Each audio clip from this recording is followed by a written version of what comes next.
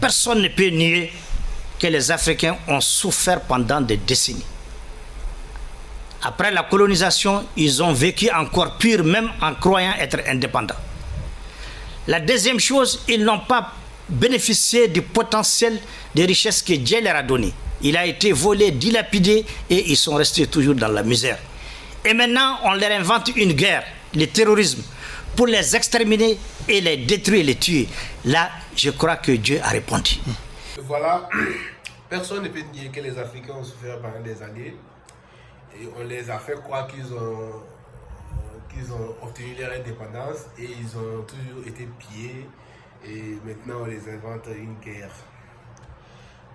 Lors d'une interview de M. Mohamed, un panafricain qui n'est plus à présenter, lors d'une de ses interviews à la télévision, il a parlé de beaucoup de choses concernant l'Afrique, notamment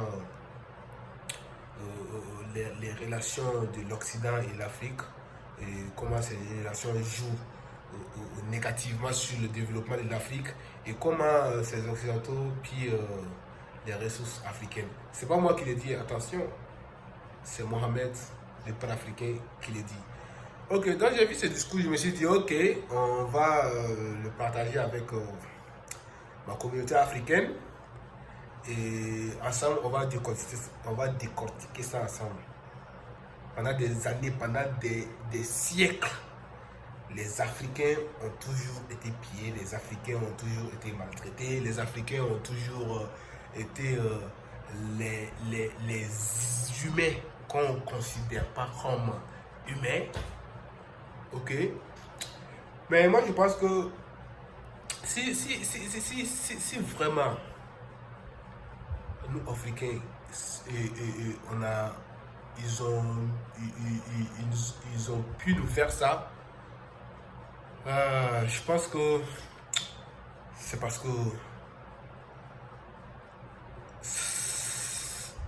que ça a commencé depuis le bas âge.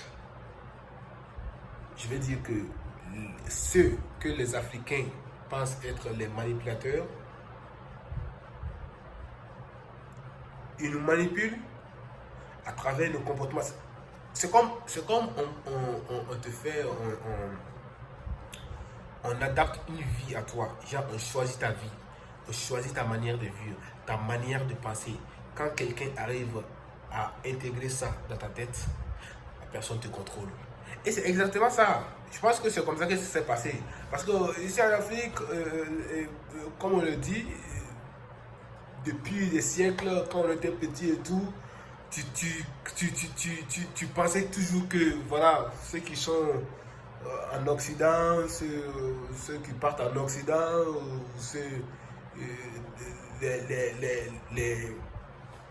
la peau blanche, comme on le dit, est toujours supérieure.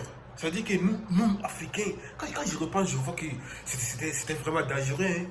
Ça veut dire que on tue ta confiance en étant toi-même tu dénigres ta propre peau et comme si ça ne suffisait pas, ils ont même fait sortir des pommades que nos sœurs africaines courent après pour se blanchir la peau, parce que pour eux la peau blanche c'est ça la meilleure. Et quand je repense à ça, je vois que waouh, ils ont vraiment reçu leur coup, hein. Ils ont vraiment reçu leur coup. Quand quelqu'un arrive à t'intégrer ça, à te faire croire que tu n'es pas le meilleur, que c'est lui le meilleur, et que tu veux forcément le ressembler, bah, la personne a tout eu. La personne te contrôle comme il veut, la personne fait ce qu'il veut de toi. Et c'est exactement ça qui se passe. Si tu vois nos sœurs qui veulent se brancher les peaux pour ressembler aux blancs, voilà, la manière de parler français. Toi, tu vois comment moi je parle français. Toi, tu vois comment je parle français, je veux parler comme un blanc. Alors, il y a nos langues. Mais on va faire comment? Nos anciens grands-pères là, c'est eux. On va faire comment? Mais bon, je pense que la langue, ça, c'est pas grave. Mais aujourd'hui, je pense que ce qui est dangereux, c'est c'est le fait de... Il y a certaines personnes qui parlent que le français à leurs enfants, côté langue. Et ça, c'est dangereux. Il faut parler la langue africaine aussi aux enfants, pas que les langues étrangères, tu vois. C'est pour vous montrer à quel point que les plans ont vraiment marché, tu vois. C'est ça qui fait que l'Afrique a été contrôlée pendant des années et des années. Pendant des années. Tellement ils manipulaient, quand un panafricain veut se lever, bah, ça disparaît. Je ne vais pas parler pour aller loin, ça disparaît selon mes pensées, tu vois. Mais, je sais pas, on va regarder le discours et on va décortiquer ça ensemble. Donc, je vous laisse regarder le discours et on va décortiquer ensemble ce discours magnifique de M. Mohamed. Et vous allez voir comment les journalistes aussi parlent. Bon, je ne sais pas, peut-être que c'est son travail, c'est même pas peut-être c'est son travail. Bon, il pose les questions comme il veut. Bref, je voulais regarder ce discours magnifique. Et après, moi, je vais laisser mon petit mot là-dessus. Et vous pouvez verser, vous pouvez laisser votre petit mot en commentaire aussi. Alors, ensemble, regardons ce discours magnifique. Je pense que j'ai trop parlé. Regardons le discours maintenant. Juste dire que je vais rappeler quelque chose que j'ai l'habitude de dire et d'autres le disaient. Dans cette affaire de crise malienne, de libération du Mali, de l'Afrique, du Burkina et de tout le reste, j'ai toujours dit qu'il y a la main de Dieu là-dedans. Oui. Lorsque Dieu décrète qu'il faut que les choses changent, personne ne peut empêcher ce changement. Et ce changement est une réponse à la souffrance des Africains. Personne ne peut nier que les Africains ont souffert pendant des décennies. Après la colonisation, ils ont vécu encore pire, même en croyant être indépendants. La deuxième chose, ils n'ont pas bénéficié du potentiel de richesse que Dieu leur a donné. Il a été volé, dilapidé et ils sont restés toujours dans la misère. Et maintenant, on leur invente une guerre, le terrorisme, pour les exterminer et les détruire, les tuer. Là, je crois que Dieu a répondu. Dieu a répondu pour que le changement soit global et qu'il vienne d'en haut. Ce n'est pas seulement en Afrique. La position de l'Occident va changer.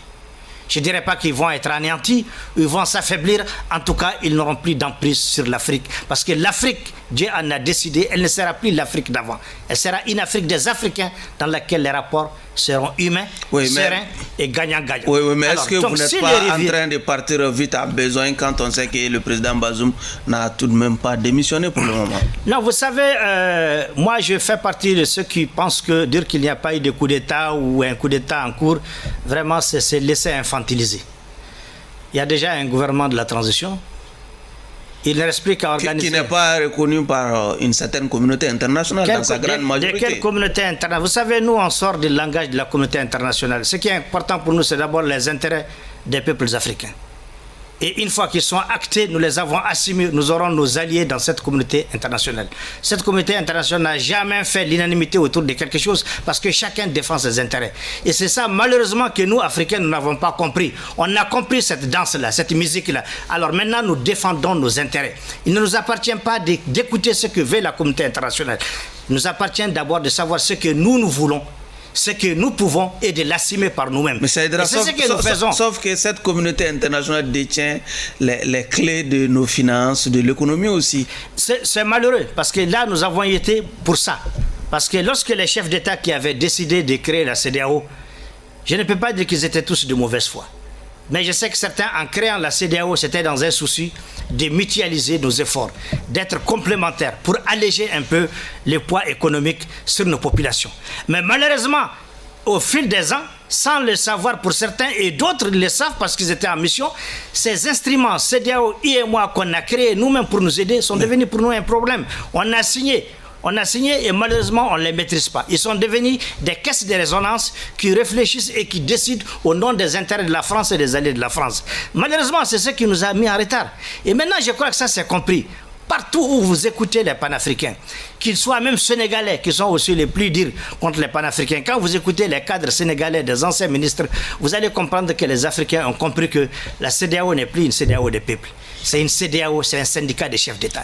Et plus grave, le Parlement de la CEDEAO est complètement déconnecté par rapport aux décisions des chefs d'État. Et c'est ce qui est en train de les révolter et de les écœurer en ce moment. Justement, la CEDEAO, après avoir constaté l'échec des premières tentatives de médiation, a décidé d'activer sa force en attente pour en tout cas faire entendre raison au général Tchani et à ses camarades. Mais ça fait 10 ans que les terroristes sont en train de tuer leurs enfants, leurs fils. Cette force d'attente, elle était où? C'est maintenant qu'on l'active quand les Nigériens ont pris leur destin en main, quand les Nigériens ont pris conscience que leur uranium, il ne bénéficie que de 3%, quand les Nigériens ont pris connaissance que leurs convois sont attaqués parce que tout simplement la France donne les renseignements à l'ennemi, quand les Nigériens ont été témoins par eux-mêmes qu'en arrêtant des convois terroristes, ils trouvent là-dedans des Français, au lieu de les amener dans la capitale, c'est Barkhane qui leur dit non, ne les amenez pas. C'est après tout ça maintenant que les Nigériens, l'armée nigérienne, aujourd'hui panafricaine, a pris conscience, prend son destin en main, c'est là que la CEDEAO active une force en attente. Mais c'est honteux. Il n'y aura pas de force en attente puisqu'il n'y en a jamais eu. Pourquoi il n'y en a jamais eu? Elle aurait pu être là quand on en a besoin. Ce n'est pas maintenant que les Africains se sont assumés. Je vous assure, si la CEDEAO met une force en attente aujourd'hui, composée de militaires africains, ils vont se transformer en panafricains, ils vont les déposer. Et même, ils n'iront pas au Niger. Ils vont commencer par eux-mêmes. Ils n'ont qu'à la mettre en place. Ils vont déposer les autres présidents qui alimentent encore cette caisse de résonance. Ils vont les déposer et on va applaudir et les soutenir. Vous avez entendu certains discours déjà, celui de Patrick Talon, du président Ouattara et même de Macky Sall, qui sont déjà prêts à fournir en tout cas des contingents pour animer cette force en attente. Il faut demander leur parlement, qu'est-ce qu'ils en pensent. Ils sont d'avis contraire. Ce n'est pas forcément les parlements qui donnent l'ordre. Mais c'est le peuple. C'est-à-dire qu'aujourd'hui, je déconseille à ces chefs d'État de forcer la porte. Ils ne peuvent plus forcer les peuples. Ce n'est pas possible. Les gens se sont déjà exprimés en toute responsabilité. En Côte d'Ivoire, des peuples ont parlé. Au Bénin, des légitimités se sont exprimées. Au Togo, le Parlement s'est exprimé sur la question. Au Nigeria, c'est pareil. Il y a des officiers qui se sont exprimés pour dire qu'ils ne sont pas d'accord. Mais vous savez, il y a des choses qu'on ne peut pas trahir. On ne peut pas trahir les sangs. Les Africains sont... Mais ça aidera dans l'hypothèse où ces chefs d'État passeraient outre de ces expressions, de ces expressions qui sont contre une éventuelle intervention déjà. Ils ne vont pas y Le passer. Niger peut compter sur quel soutien, par exemple? Les soutiens au Niger sont légitimes et ils sont déjà acquis. Lesquels? Le Mali, le Burkina. Vous savez, aujourd'hui, le Mali est une puissance militaire. C'est indéniable. Le Burkina est en train d'emboîter les pas. Le Tchad n'est pas dans cette guerre. La Guinée n'est pas dans cette guerre. L'Algérie n'est pas là-dedans pour des raisons historiques et mémorielles. Et d'autres j'en passe. Aujourd'hui, c'est des parlements qui commencent à parler. Et l'autre question, c'est que vous savez, il ne faut pas comparer le contexte de maintenant et le contexte de Kadhafi. Vous savez, Kadhafi, d'abord, son premier bourreau a été son peuple lui-même. À cause de son silence, il a été complice. Donc la France seule l'a détruit. L'OTAN est parti le détruire. Si seulement à l'époque le peuple libyen s'était levé comme les Nigériens et les Maliens, je vous assure que Kadhafi ne serait pas tombé. Ça c'est un aspect. Donc les peuples aujourd'hui sont mobilisés. La France ne peut rien faire parce que les peuples ne sont plus silencieux. Les peuples ont compris, ils sont mobilisés. La deuxième question, c'est la question de subsidiarité. Oui. Maintenant que les peuples se sont exprimés, le Niger aujourd'hui, le Niger a pris son destin. Donc la France et ses caisses de résonance ne peuvent pas outrepasser la volonté du peuple qui est dans la rue, jour et nuit pour soutenir son armée. Ils ne peuvent pas aller au-delà de ça. Est-ce que vous voyez? Maintenant, en plus de là, s'ajoute la question maintenant de la subsidiarité. Oui. Comme il y a une relation de CEDEAO, les niveaux supérieurs, l'Union africaine, la CEDEAO. Même si la CEDEAO, là, entre guillemets, a accepté, déjà je vous dis qu'au niveau de la l'Union africaine. Même si la CEDEAO a accepté, entre guillemets, oui. Vous êtes d'accord avec moi qu'au sein même de cette CEDEAO, il y a beaucoup de voix qui se sont élevées contre une force. Justement. Et l'Union africaine, on a déjà compris qu'ils ne sont pas dans cette dynamique. La commission de l'Union, le président de la commission de l'Union africaine quand même dit soutenir cette initiative de la CEDEAO. Il ne peut pas peser. Il ne peut pas peser. Aujourd'hui, l'Union africaine ne fonctionne pas comme la CEDEAO. L'Union africaine, il y a des États qui n'ont pas peur de la France, ni de cette CEDEAO-là. Il y a des États qui se sont libérés dans le sang pour avoir leur dignité. Ils ne vont pas faire ce jeu minable, ils ne vont pas rentrer là-dedans. Donc l'Union africaine, ça ne passera pas. Et même si ça passait à l'Union africaine, il y aura des blocages au Conseil de sécurité. Parce que cette situation est une situation qu'il faut prendre aussi dans un cadre global, dans la réelle politique internationale. Nous ne sommes pas isolés. Nous avons des partenaires même plus puissants que la France, avec lesquels nous n'avons pas des rapports de subordination. Nous avons des rapports de respect mutuel, des rapports sincères. Ils savent ce qu'ils veulent chez nous et nous savons ce que nous voulons chez eux. Donc nous gagnons tous les deux dans ces rapports. Et même si ce système marchait au Conseil de sécurité, il y aura un problème. La CEDEAO l'a dit, le premier objectif de l'initiative d'intervenir militairement, c'est de libérer le président Bazoum déjà. Comment est-ce que vous êtes un peu indifférent aussi pour le sort de Bazoum? Vous savez, quand au nom de l'Alliance pour la refondation du Mali, nous avons fait notre appel à soutenir le peuple nigérien et le CNSP, nous avons dit très bien dans nos recommandations que nous leur demandons de protéger Bazoum, de sauver le Niger, de le mettre dans le giron des grandes nations, mais protéger Bazoum et sa famille. Pour des raisons. Premièrement, nous sommes un peu leurs aînés dans cette crise. Au Mali, personne n'a été humilié. Personne n'a été humilié. Jusqu'à ce que la mort naturelle a emporté ceux qui doivent mourir, les autres sont vivants encore. Sauf que certains ont démissionné à temps. J'en viens. Justement, c'est là, et ça, ce n'est ni la faute aux Nigériens, ni au CNSP, et ni même à la France, parce que la France défend ses intérêts. Quel est l'intérêt de Bazoum? Et j'espère qu'il va suivre ça. Vous savez, je remercie et je prie Allah pour la mémoire de Ibeka pour une chose. Il paraît qu'il l'a dit. Allah, c'est Dieu qui sait. Il paraît que Ibeka a dit à ses fils, les 5 colonels, que pour que je reste au pouvoir, aucune goutte de sang ne doit être versée. Wallahi, s'il a dit ça là, que Dieu l'agrée dans son paradis. Ça, c'est la fibre patriotique. J'aurais aimé que Bazoum, s'il est vrai qu'il est nigérien, au lieu de laisser la France, les criminels, les mercenaires du monde, les prédateurs s'acharner comme ça là, au nom de sa petite personne, il aurait dû sortir grand pour faire le même discours que Ibeka, personne m'avait fait. Vous l'invitez à démissionner? Je l'invite à dire tout simplement, si c'est pour moi qu'on attaque le Niger, que personne n'attaque le Niger, je laisse le pouvoir. Parce que de toute façon, il l'a laissé déjà. Mais pourquoi vous n'appelez pas à sa libération, par exemple? La libération relève de notre domaine, ne nous appartient pas. En tout cas, ce qui est sûr, si le CNSP le libère aujourd'hui, ce ne serait pas moi qui dirais de le mettre en prison. Je ne le dirai jamais. On ne se mêle pas de ça. Ça, c'est vraiment trop interne. Il y a une question de ressources, il y a une question de déni, il peut y avoir une question de détournement. Ça, c'est les Nigériens et leur justice, je ne rentre pas dans ça. Vous dites on se mêle pas dedans. Pourtant, les autorités maliennes ont décidé, si jamais la CEDEAO intervenait, qu'elles vont aussi intervenir, mais cette fois-ci aux côtés du CNSP. L'agression du Niger nous concerne et nous affectera plus que la libération de Bazoum. Libérer Bazoum ne nous fera aucun effet. Mais agresser le Niger, c'est nous agresser. C'est deux choses différentes. C'est lui qui agresse le Niger, il nous a agressés. Le Niger, vous savez, moi je viens de Gao aussi. C'est lui qui vous dira qu'il peut faire la différence entre Ayoru et Gao, il a menti. C'est les mêmes peuples, les mêmes communautés. C'est lui qui vous dira également qu'il fera la différence entre les communautés à la frontière du Nigeria et les Nigérians, il a menti. Les Toubou qu'on appelle Ikarada, Nigériens et Tchadiens, là, c'est la même famille.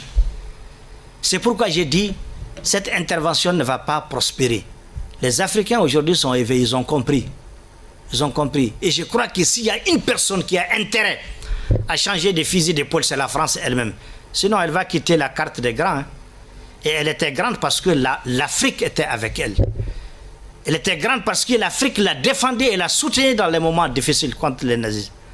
Aujourd'hui, ce n'est plus le cas. La France doit savoir qu'elle a tellement posé des mauvais actes criminels, dangereux et mauvais qu'elle ne peut plus compter sur un Africain. Voilà ce que je vais dire à ce niveau. Dans les sièges de cette décision du Mali d'intervenir aux côtés du Niger, la France vient de décider de cesser la délivrance du visa français aux ressortissants maliens. Mais elle se fera plus de mal.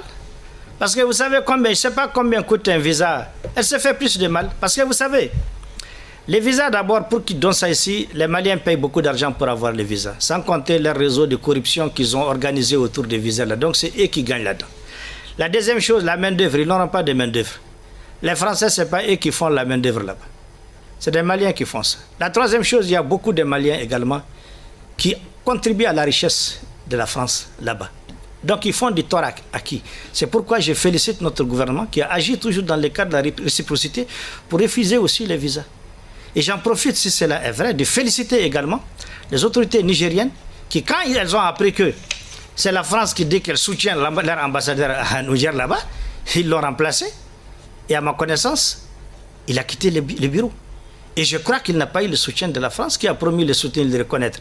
Vous savez, il y a des choses qui sont très, très ignobles, qui à la limite indécentes, vraiment dégoûtantes, quoi. De quel droit la France va dire qu'elle soutient un ambassadeur d'un État et le reconnaître? De quel droit? Est-ce qu'on n'a pas besoin de dire à Macron ou à ces Français de retourner à l'école des sciences politiques et de la diplomatie? Parce qu'en relation internationale, c'est trop bas. C'est trop bas. Il n'appartient pas à un État souverain de dire à l'ambassadeur d'un État souverain chez lui, tu as mon soutien, je te considère... Ça, c'est des démarches qui sont faites au préalable pour accepter quelqu'un. Aujourd'hui, elles sont retirées à la personne. Sauf qu'elle est quand même issue d'un gouvernement qui est aujourd'hui en difficulté, dont le départ n'est pas encore définitivement acté. Vous savez, le schéma, je reviens toujours, le schéma de la Libye ne peut pas prospérer ici. Le schéma de la Libye, vous avez un gouvernement avec deux têtes là, il y a un gouvernement qui est géré par la France, et ça ne marchera pas ici. Et j'ai prié Dieu que les Libyens en prennent conscience. Le gouvernement Bazoum a participé au dernier sommet extraordinaire de la CEDEAO, par exemple. Est-ce que la France n'est pas en train de suivre un peu cette logique? Mais c'est dommage quand elle se comporte de cette façon, parce que c'est ridicule. C'est ridicule et c'est une humiliation pour la CEDEAO. C'est une humiliation pour la CEDEAO que d'accepter Hassoumi à un sommet au nom du Niger qu'il ne contrôle pas, qu'il ne maîtrise pas et qui est totalement entre les mains des Nigériens et leur armée. C'est ridicule. Vous savez, c'est la CEDEAO elle-même qui donne les éléments et les arguments de son autodestruction. Il faut que la CEDEAO se libère de Macron. Sinon, il y aura des coups d'État encore. Mais est-ce que vous n'êtes pas un peu dur dans votre analyse, par exemple, quant à la prise de position des États-Unis ou même de la France, par exemple? On a vu cette tribune publiée par Bazoum dans le Washington Post Time où il appelle pratiquement à l'aide de ces grandes puissances aussi. Mais c'est normal, c'est légitime s'il le fait, c'est normal. Mais ce n'est pas correct. Ce n'est pas correctement correct. Ce n'est pas le premier coup d'État qui a eu lieu au Niger. Il y en a eu des coups d'État où Bazoum lui-même a applaudi et félicité et accepté. Et aujourd'hui, les Nigériens ont toutes les raisons de faire un coup d'État. Ils sont en train de perdre le Niger. Sur le plan sécuritaire. Économiquement et développement, ils l'ont perdu depuis très longtemps. Quand les médias français sortent dire que le Niger en pleine évolution, en pleine croissance, de quelle évolution, de quelle croissance ils vont parler? Le Niger est en train de s'enfoncer tous les jours dans la misère et dans les trous. Maintenant, ils sont en train d'instrumentaliser, de créer des problèmes ethniques. Il faut qu'ils comprennent que les Touaregs qui sont au Niger sont les mêmes qui sont au Mali. Il n'y aura pas de rébellion contre le Niger. Pas plus qu'il n'y aura pas de rébellion contre le Mali. Il faut qu'ils comprennent que ces complots-là, cette façon de semer les désordres dans cet espace qu'ils avaient voulu créer au CRS-là, c'est fini aujourd'hui. Nous, on a tous compris que le mal de l'Afrique, c'est la France et ses alliés. Et je profite pour dire aux États-Unis de sortir de ça, de chercher leurs rapports, leurs relations et leur coopération avec les Africains, indépendamment de la France. Ils sont les bienvenus.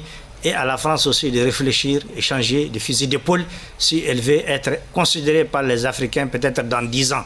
Parce que même si elle change, ce n'est pas demain qu'elle va avoir la confiance, ni après-demain. Mais si elle décide de changer aujourd'hui, sa façon de regarder l'Afrique, peut-être dans 10 ans, on pourra faire de bonnes choses ensemble. M. Aïdara, nous sommes malheureusement au terme de cet entretien. Merci d'être venu. C'est moi qui vous remercie et je salue tous les spectateurs et que Dieu facilite tout pour nos pays, pour tous nos États et que Dieu apporte la paix aux Maliens, aux Nigériens, aux Burkinabés et à l'Afrique et que Dieu préserve nos nations. Et voilà, on est à la fin du discours, de l'interview de M. Mohamed. Ok, qu'est-ce que vous en pensez? Moi, je pense que, est-ce que par finir, nous les Africains, on ne doit pas se concentrer sur nous-mêmes, à l'intérieur, que de vouloir tout le temps jeter la faute à l'extérieur? Oui, ce sont eux, ce sont eux, ce sont eux. Je pense qu'aussi, même si c'est eux, c'est que moi je pense que nous aussi, en étant africains, on doit arrêter de pointer du doigt les gens pour dire c'est eux la faute, c'est à eux la faute. Alors que nous aussi même, nos dirigeants même là, il y a un problème. Ok? On a des mauvais dirigeants. Nous les Africains, on doit se poser des vraies questions. C'est ça que je pense. On doit se poser des vraies questions et ne pas tout le temps pointer du doigt les autres. Voilà. Qu'est-ce qui est finalement important pour nous, Africains? Tout le temps passer le temps à pointer du doigt les autres, à jeter la faute sur les autres, ou se concentrer sur nous-mêmes, de voir comment nous pouvons nous progresser, de voir comment notre continent peut sortir de la matrix et ensemble de nous pousser pour aller vers le sommet. Qu'est-ce qui est finalement important? Je pense que c'est la deuxième option, c'est ça qui est important. Au lieu de passer le temps à pointer du doigt les autres, il faut se concentrer sur nous-mêmes. Et je pense que c'est avec ça qu'on ira loin. C'est pas en s'asseyant, en disant « Oh, c'est l'Occident la faute c'est eux, ils ont fait ça, ils nous ont pillés. » Ok, ils nous ont pillés, ils nous ont volé. Ok. Mais ça va changer quoi si on le dit? Si on continue à dire « Oh, c'est eux », ça va changer quoi? Ça va rien changer. Je pense que l'action doit être plus grande que les paroles. Rester là à parler, ça ne va pas changer grand-chose. Il faut juste passer à l'action. Il faut passer à l'action, à commencer à penser comment je vais m'en sortir. C'est comme si un jeune qui veut s'en sortir dans la vie et qui passe tout le temps à dire que oui, si tu vois que moi je n'ai pas de travail, c'est le gouvernement. C'est le gouvernement le problème. Ils ont fait ça. Au lieu de construire, de créer des emplois, ils font ça avec de l'argent. Ils vont en vacances, ils achètent de telles voitures. Ok. Est-ce que ce jeune-là, qui reste là et qui passe tout son temps à jeter la faute sur le gouvernement, vous pensez sincèrement que ce jeune-là va s'en sortir? Il ne va jamais s'en sortir, non. Parce que lui va passer toute sa vie à parler de ça. Il va se dire que tant que le gouvernement ne change pas, lui ne pourra pas changer. Vous voyez? Et prenons l'exemple d'un autre jeune qui, au lieu de tout le temps dire « Oh, le gouvernement ne fait rien, les jeunes sont au chômage, le gouvernement ne s'en fout des jeunes, et quoi ?» Au lieu de faire ça, lui décide de passer à l'action. Il se dit « Ok, le gouvernement n'aide pas les jeunes, mais il y a des jeunes quand même qui réussissent, alors que dans ce même pays que je suis, alors qu'on a le même gouvernement. Qu'est-ce que je peux faire?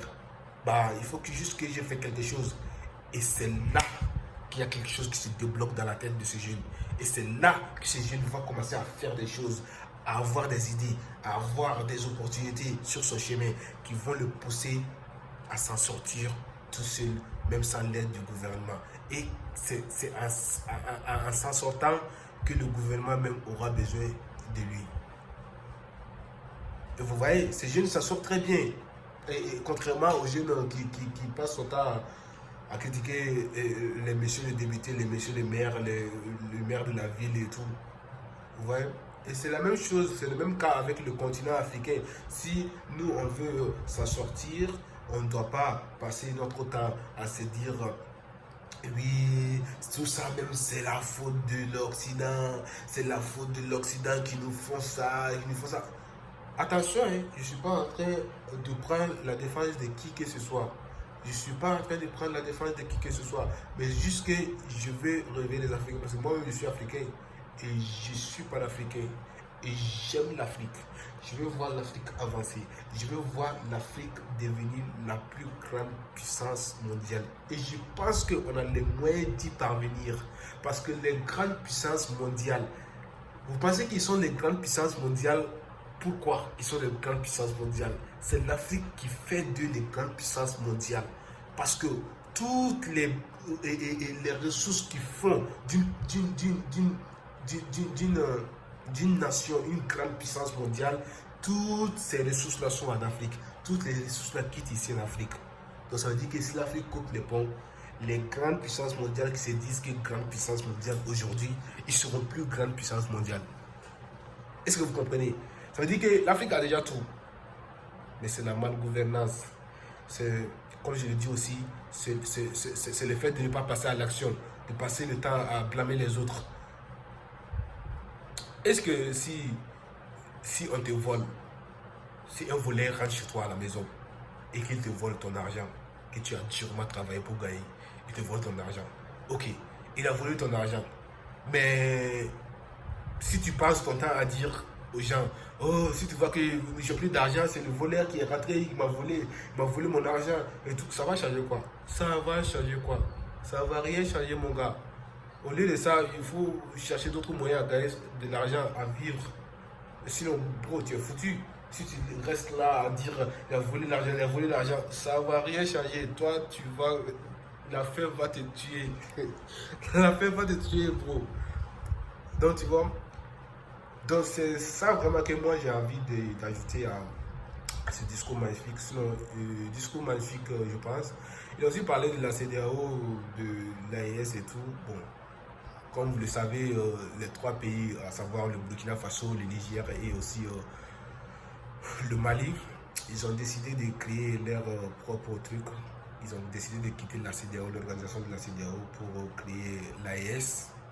Ok. Je pense que c'est une très bonne initiative aussi. Bon, quitter la CEDEAO, je pense que quand ils ont quitté la CEDEAO, parce que la CEDEAO ne fournissait pas assez. La CEDEAO n'était pas à sa place.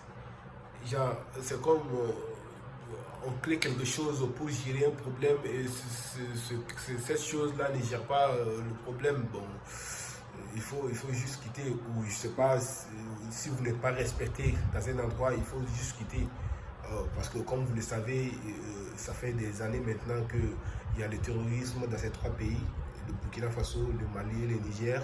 Et la CEDEAO, leur rôle, c'est d'aider, je ne sais pas, peut-être qu'ils ne sont pas aidés, ils n'ont pas fait de force en attente. Et maintenant que voilà, ces pays-là ont décidé de prendre leur destin en main, que la CEDEAO se lève pour faire je sais pas, une force en attente. Bon, ça c'est une histoire qui est déjà passée, bon, depuis l'année passée, tu vois, qui est déjà passée. Finalement, ils n'ont pas fait cette force en attente parce que je pense que ça n'allait pas être bénéfique. Ils étaient juste en train de s'amuser. Moi, je savais qu'ils n'allaient pas le faire. Ok. Donc, voilà un peu, mais c'est pas cet endroit qui m'intéressait plus dans le discours. C'est, comme je l'ai dit, c'est l'endroit où on est en train de dire, ok, l'Afrique a été pillée, l'Afrique a été, ses richesses ont été dilapidées. Mais ces richesses ont été dilapidées, mais cela ne fait pas de l'Afrique un continent pauvre. Les richesses sont toujours là parce que les richesses, Dieu nous a donné quelque chose qui ne finit jamais. L'or, les minéraux et tout, ça ne finit jamais. Ils ont exploité beaucoup pour développer leur pays, ok. Mais ça reste encore, au lieu de dire qu'ils ont été volés pendant des années, au lieu de toujours parler de ça, de toujours continuer à parler de ces choses-là qui ne vont pas nous aider, ok. Il est peut-être temps qu'on se lève et qu'on se pose des vraies questions et qu'on commence à se dire comment, voilà, on a toujours de la richesse, comment nous on peut exploiter ces richesses-là, comment on peut s'en sortir sans les autres pays, comment on peut créer notre propre monnaie, comment, voilà, on peut avancer et tout. Ce sont les vraies questions qu'il faut se poser. Et dans les interviews, il faut parler de ça. Il faut parler de ça. Quand vous parlez de ça, ça va débloquer quelque chose dans l'esprit des Africains qui vont passer autrement aussi. Et qui dit que les Africains passent autrement, voilà. Parce que ce sont les Africains même qui vont faire avancer le pays, le continent. Bah, si ces Africains-là ne pensent pas autrement, le continent ne pourra jamais avancer. Mais si les Africains commencent à parler, à penser autrement, le pays pourra avancer, le continent, pardon, pourra avancer. Et voilà. Si notre population a une mentalité pour appauvrir, le pays sera forcément appauvri. Mais si les mentalités de notre population brisent certaines croyances limitantes, que voilà, ce dont on dit manipulateurs nous ont infligé, si on brise ces croyances limitantes, forcément on va avancer. On va avancer. Arrêtez de croire que voilà, on est inférieur. C'est toujours l'Occident qui est supérieur. On est quoi? On peut pas faire avancer notre continent seul. Ces genres de croyances, il faut les briser, tu vois. Il faut les briser. Et c'est à travers ces genres de vidéos qu'on arrive à débloquer certaines choses dans les têtes de certains Africains. Et moi, je vous remercie d'avoir regardé cette vidéo. Je pense que j'en ai trop dit. J'en ai vraiment trop dit. Et n'hésitez pas à me dire dans les commentaires ce que vous en pensez. Ce que vous en pensez du discours et ce que vous en pensez de mon propre analyse. Ce que moi j'ai ajouté. Ok, l'erreur est humaine. Je peux faire des erreurs aussi. Mais vous pouvez laisser votre avis dans les commentaires aussi. Et surtout, partagez la vidéo à nos frères africains. À nos sœurs africains pour qu'ils puissent voir la vidéo aussi vraiment, parce que c'est que comme ça qu'on pourra casser les croyances limitantes, comme je l'ai dit, dans les têtes de certains Africains. Parce que c'est en voyant cette vidéo que certains pourront se dire « Ah bah oui, c'est vrai, hein, c'est vrai ». Au lieu de passer tout notre temps à dire que c'est l'Occident, est-ce que ce gars a raison? On doit commencer à penser comment on va s'en sortir. Au lieu... Imagine vous envoyez cette vidéo à un jeune qui regarde, il va se dire oui, c'est peut-être vrai. Chaque année, je dis oh, le gouvernement, et que je n'avance pas. Il est peut-être temps que je me lève et que je fais quelque chose. Il est peut-être temps que je me lève, que je me bats moi seul pour faire quelque chose, entreprendre quelque chose pour avancer. Et je pense que cette vidéo peut aider une personne, ou deux personnes, ou trois personnes, ou des centaines de milliers de personnes, alhamdoulilah, à changer leur vie, à débloquer leurs croyances limitantes. Sinon, moi je suis là, calé dans mon bureau, et j'espère que cette vidéo vous aura été très très utile. Et moi je vous dis à très bientôt pour une nouvelle vidéo. Peace out.